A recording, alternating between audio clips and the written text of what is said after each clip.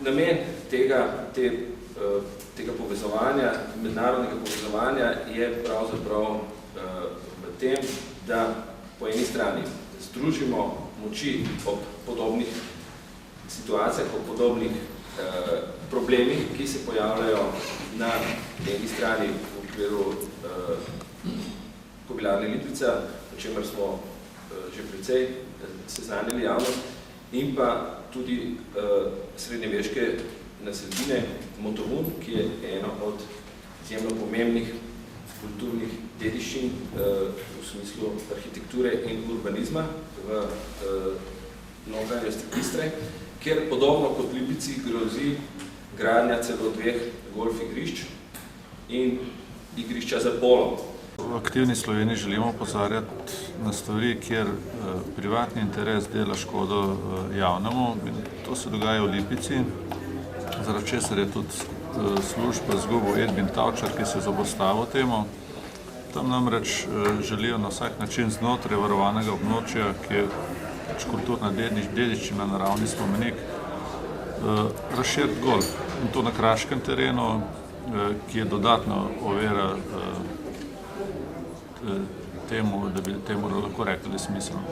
Najdragocenejši kader v Lipici, ki je tako rekoč nezanimljiv, kajti ko govorimo o denimo učiteljih jahanja, je ciklus za usposobitev takega kadra nekje 8 do 10 let. V nedavni preteklosti so se zgodile v Lipici 4 konkretni suspenzi. Odstavljena sta bila 2 učitelja jahanja, tretji je dobil 3-kratni opomin. Odstavljen je bil glavni trener Kobilarne Lipica, skratka govorimo o nekih relativno pretresljivih rečeh. V Lipici ste že bili? Ja, bil sem predvsem zdaj, mislim, da smo šli šolo pred leti enkrat, ampak zdaj sem bil in sem opazil, da tam neki buldožeri kar nekaj rijejo to zemljo, sem pa kaj, tudi kaj požagnega in ne vem, če so že vsi papirji za to razširitev dani, tako da ne vem, ali se tam dogaja nekaj nelegalnega.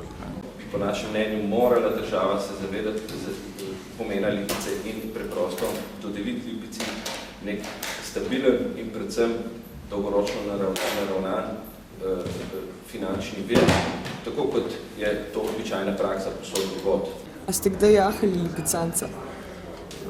Nisem jahal nič podobnega živali do zdaj še. Če smo malo šegavi, kako bi odreagirali, če bi vas gospod Brejc povabil na partijo golfa?